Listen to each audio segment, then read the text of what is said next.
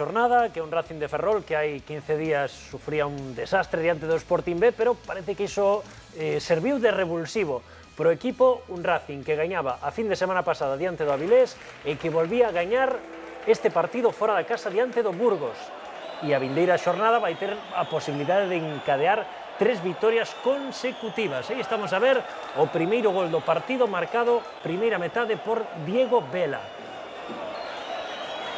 O pase parece que está en posición correcta, dubidosa Diego Vela, que acaba marcando a porta baleira. Empatou o Burgos con este gol de Cristian, axudado porque o balón rebota en Tena, un gol afortunado do Burgos, pero aí está o Racing que conseguiu facer 1-2, gol marcado por Joselu, Tito, Xosé Luís, 2 vitorias seguidas, 2 xornadas seguidas marcando Joselu. Parece que este Racing xa comezou a costa arriba.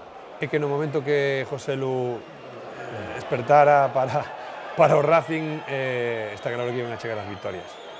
Aí estamos a ver esa xogada de Dalmau, o gol marcado por Joselu, e bueno, xa creo que xa pintan as cousas de outra maneira na Malata. O Racing que vai cara arriba, ten 16 puntos, aínda está a 6 deses postos de promoción de ascenso, pero bueno, aínda ten moito tempo por diante para reaccionar.